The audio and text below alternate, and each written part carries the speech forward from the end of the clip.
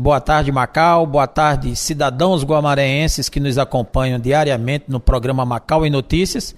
Estamos aqui com essa escritora, historiadora, dona Jandi Candeias, que vai falar um pouco dessa conquista, já que essa luta, como muito bem identificou o vereador Diego, era uma luta da senhora do reconhecimento para Guamaré sobre essa colonização dos portugueses e povoamento da comunidade do Guamaré. Eu gostaria que a senhora dissesse para nós ouvintes o que significa essa conquista, que era uma luta da senhora. Certo. Boa tarde a todos os ouvintes da 95, Macau. Essa conquista, ela não é só minha. Ela é um sonho, tenho certeza, de muitos que me antecederam, não é? E como eu sou descendente das pessoas que estiveram aqui desde o início da povoação, eu me sinto nessa responsabilidade. Deus dá a cada um uma responsabilidade. E eu senti que essa seria minha. Trazer o resgate da nossa história para que a juventude hoje pudesse ter a sua identidade fortalecida. Porque a cada dia nós nos ausentamos daquele passado, da nossa história, da nossa tradição. E então nós temos que trazer isso. Por quê? Porque Guamaré, ela sempre esteve presente na história do Brasil, na história geral.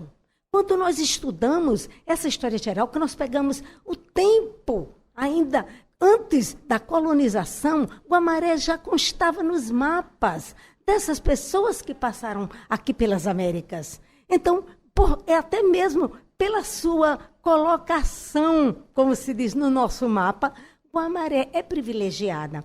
E ela foi, então, já quando eles começaram a costear, não é, o nosso continente, Guamaré já constava lá. E quando começou a povoação aqui no Brasil, a colonização no Brasil, a capitania do Rio Grande, ela foi praticamente uma das últimas, não é? Porque só em 1598 para 99 é que realmente ocuparam o Rio Grande do Norte. Mas nós já éramos povoados. Nós provamos que nós já éramos povoados, porque aqui já havia uma miscigenação. E o que atraiu esses europeus para cá? Não eram só os portugueses, antes espanhóis, ingleses, outros que passavam na nossa costa, mas o sal natural que havia na costa de Guamaré. Então, era esse sal natural, que era uma riqueza naquela época, que eles saíram da Europa para buscar o sal na costa da África, tendo embate com os mouros, tendo naufrágios e tudo mais. E de lá para cá, os ventos traziam favoravelmente, e aqui eles levavam o nosso sal, que eles diziam que se criava naturalmente, não é? Eles vinham buscar, aqui entravam no rio de Guamaré, e o sal era espraiado. Então, essas salinas naturais abasteciam, essas pessoas que levavam o nosso sal. E quando começou a colonização no Rio Grande do Norte, 1598, 99, que começou a fundação da cidade de Natal, depois, no início de 1600, o Pero Coelho de Souza, que era cunhado do governador da Paraíba, ele recebeu as terras do Ceará. E ele foi para colonizar. Porém, de lá ele foi, como se diz assim, os índios. Ele teve embate com os índios e ele teve que sair fugido. E ao fugir com o que lhe sobrou de família e de soldados, ele veio pelas costas, pela areia quente do Ceará, buscando lá o Forte dos Reis Magos. E ele veio contando, dizendo que isso se chama a saga de Pero Coelho, não é? Então, quando a gente diz até que é o primeiro, como se diz, essa primeira saga como se diz, que o sertão, não é? Com esse calor, com essa seca, então o Pero Coelho, passando, disse que se salvou nas terras de Aguamaré, bebendo água fresca das salinas de Água Doce de Aguamaré, porque ele passou até pelas águas amargosas de Macau, não é? E por outros cantos, morrendo de sede. Mas aqui em Guamaré, ele disse que se salvou comendo peixes, aratus, dos nossos rios, né? E também bebendo água fresca das das nossas cacimbas. Então, ele aqui, depois de reabastecido, ele caminhou para Natal. Ele até perdeu um dos filhos mais velhos, que ele disse que deixou enterrado na terra das Salinas, que era a nossa terra. E ele, ao chegar em Natal, ele deu ciência ao capitão Mor, Jerônimo de Albuquerque, da vastidão dessas salinas, e que já eram exploradas por europeus. Então, já havia miscigenação, porque nós éramos habitados por índios, não é? Mas ele disse que aqui já estava sendo explorado. Então, o capitão Mor, Jerônimo de Albuquerque, foi e doou essas terras para seus filhos Antônio e Matias. Quando eu pego este documento de doação, que é esta data de Sesmaria, no dia 20 de agosto de 1605, ele tem o registro da doação dessas salinas para seus filhos Antônio e Matias. Então eu vou e pego este documento da Sesmaria para que fôssemos reconhecidos, não é? Como já uma terra povoada. Então preparei um processo mostrando toda a documentação que antes deles nós já éramos visitados, já éramos conhecidos, já estávamos nos mapas de todos os europeus que aqui passavam e que já havia miscigenação, já havia povoação. Então, este reconhecimento. Eu mandei o meu processo para um parecer do Instituto Histórico e Geográfico do Rio Grande do Norte, que na ocasião era presidente era o doutor Enélio de Lima Petrovitch. Deu-nos um parecer favorável que não tinha para onde fugir. Não é? Os documentos eram comprobatórios, Guamaré já era povoada. E mandei, então, para o IFAM, queria um reconhecimento de um órgão federal. E o IFAM também deu o mesmo parecer. E ainda botava um adendo dizendo que fosse, então, reconhecido não só pelo município esta data, mas que também houvesse um trabalho para que a população e a juventude em especial apreendesse a importância desse fato.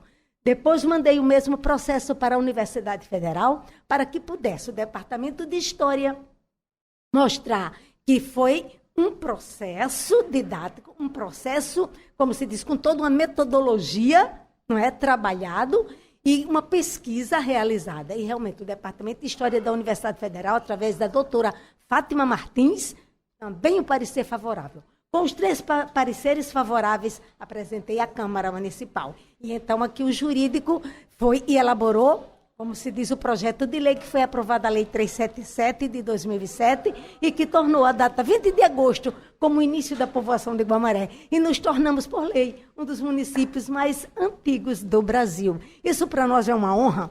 Por quê? Porque Guamaré, amigo, por ser um lugar pequeno, ela ficou ligada em comarca, depois, quando houve a expansão. Depois, os holandeses, quando entraram de Pernambuco, o Maurício de Nassau mandou que o capitão Albert Smith viesse ocupar as salinas de Guamaré. Porque quando eles vieram da Holanda, eles já tinham mapeado todo o nosso litoral, certo? E as únicas salinas naturais que os holandeses conheciam, que já constava no mapa deles, eram as salinas de Guamaré. E mandou o capitão Albert Smith e ele veio morar aqui. E no mapa dos holandeses ele chamava Huis de Woestijn, que se chama a Casa do Deserto. Porque era uma vastidão, era tudo branco. Era areia branca das nossas dunas e era o sal. Então eles chamavam aqui a Casa do Deserto. E para os holandeses, o estudo era feito para norte e para sul a partir de Guamaré. Macau não existia como povoação. Depois eu quero dizer para os senhores que os holandeses começaram aqui em Guamaré, foi feita a primeira experiência de sal aprisionado em rego, porque o sal era natural. Eles diziam que o sal era colhido, dizia até a que horas. Mais ou menos, dependendo do vento, os barcos entravam no próprio rio e colhiam o sal na própria salina, porque nós temos os rios que nos levam até a salina. E eles diziam que levavam quantos navios quisessem, o sal se recriava naturalmente. Então, o que acontece? A partir daí, ele tem todo um estudo, isso a gente encontra no Instituto Histórico, todos esses livros. É um estudo que mostra como fazer o sal aprisionado em rego, que a gente chama hoje os baldes de sal. Daqui ele expandiu, aí foi daqui para Macau até Mossoró. Os holandeses ocuparam, mas a experiência foi feita aqui, neste nosso rio Camurupi, que a gente chama o rio de Detrás, não é? Foi feito aqui em Guamaré. Tudo isso está documentado nos meus livros. A partir daí, então, depois da expulsão dos holandeses, aí começou esses soldados e essas pessoas que serviram ao rei, né?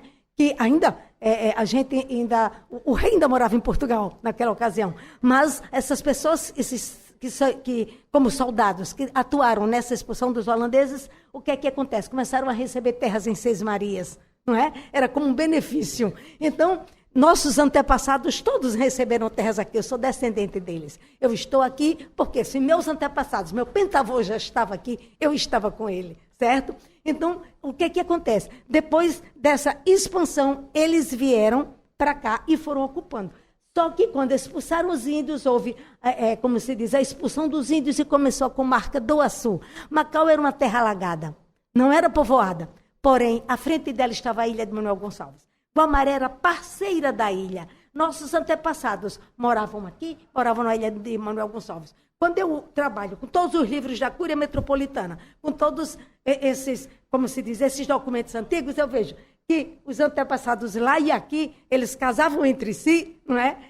Quando havia, digamos, um padre aqui, as pessoas vinham de lá para cá. Quando havia um padre lá, as pessoas iam daqui para lá. Porque nos livros todos eu encontro os mesmos padrinhos para batizado e casamento, tudo são as mesmas pessoas daqui e dali. Então, se casava entre família. Aí de lá para cá eu vim. Guamaré pertenceu à comarca de Açu.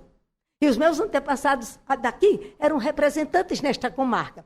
Depois ela veio e pertenceu à comarca de Angicos, certo?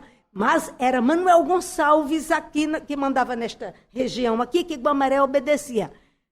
Macau se sempre diz que era uma ilha despovoada. Havia um forte que defendia do ataque dos corsários na ilha de Manuel Gonçalves, certo? Então, estava lá. Depois, quando saiu de lá, foi um tempo para Santana de Matos, voltou para Angicos e de lá, então, Macau conseguiu, né? Porque a ilha de Manuel Gonçalves, nós sabemos que, como consta nos livros de Nestor Lima, que houve uma chuva de bólidos nesta região, né? Como se diz, que a gente chama curisco, essas pedras de meteoro, né? E afetou toda esta região. A ilha, ela não era de pedra, né? As ilhas são de areia, bancos de areia.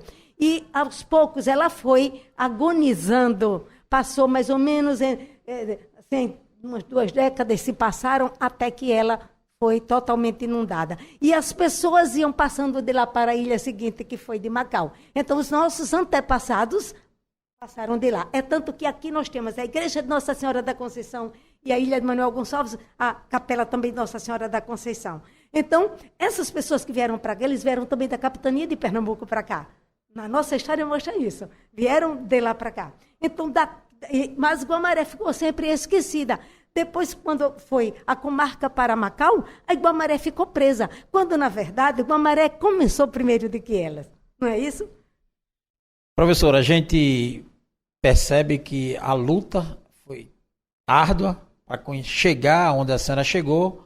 E eu pergunto, vai ser trabalhado no dia a dia do ambiente escolar, tanto municipal, tanto estadual e a nível de conquistas federais, a nível de ensino federal, de 1º, 2º, 3º grau? Claro. O senhor nem imagina o quanto, a importância desta data hoje já é apreendida pelo município.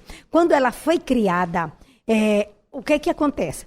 A Secretaria de Educação assumiu de verdade, ela está de parabéns. E todos os anos, desde 2007, existe, como manda a lei, que tenha uma semana de atividades escolares. Esses jovens aqui no município, os jovens trabalham fazendo desde pinturas, o tema é sempre a povoação de Guamaré.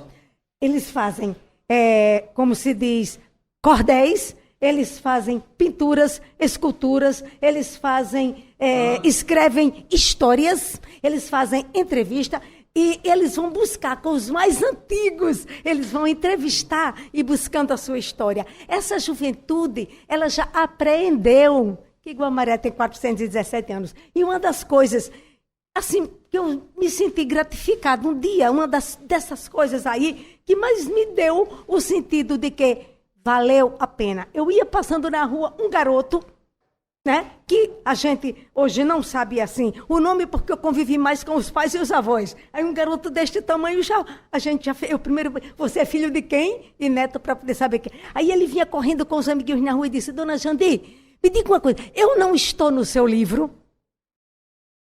Diga aqui para ele que eu estou no seu livro. Olha, para uma criança, o prazer de saber que seu nome consta em um livro de história. Aí eu fui dizer: meu filho, peraí, você é filho de quem? Aí ele me disse: e é neto de quem? Eu disse: claro que você está no livro de Dona Jandi. O livro, né, que foi o último que eu lancei, Retalhos de um Tempo, uma breve história das famílias guamaréenses. Foi o meu 5º livro, onde eu fiz o mapa de Guamaré. Guamaré que eu conheci desde a minha infância. Da ponta da Miaçaba ao terminal, todas as ruas e os distritos, não é? Povoado tal, sítio tal, fazenda tal, tal, e todas essas famílias. O pai, o avô, o bisavô, o trisavô, tal, quem foi? E quem casou com quem, até chegar neste menininho. E o nome dele consta no meu livro como sendo um bisneto ou um trineto de seu fulano de tal. Então, para o senhor ver, para uma criança dessa, sentir a felicidade de que meu nome está num livro. Eu sou filho, eu sou bisneto ou trineto de seu fulano de tal. Pode ser ele, tanto um prefeito, mas pode ser um pescador, pode ser um agricultor, pode ser mais uma pessoa de Guamaré que deixou a sua história e deixou o seu legado. Então é para esse povo que Dona Jandi trabalha, não é? Com todo prazer. E espero, se Deus quiser, que o próximo livro, que é o 6º livro que eu estou concluindo, e ele contará a história desta casa, que é a Câmara Municipal de Guamaré, que ela vai completar 60 anos que foi instalada. Então, é essa história de todos os vereadores que aqui passaram e a história que cada um construiu. Ok, Dona Jandi, muito obrigado. Eu acredito que esse carinho que essa criança teve ao encontrar a senhora é recíproco. A senhora ter o seu trabalho reconhecido no ideal de uma criança dessa que está em formação. Nós agradecemos a participação e deixamos aqui o nosso grandioso, maravilhado obrigado. E dizendo só, o quanto Macau é importante para nós. Por quê?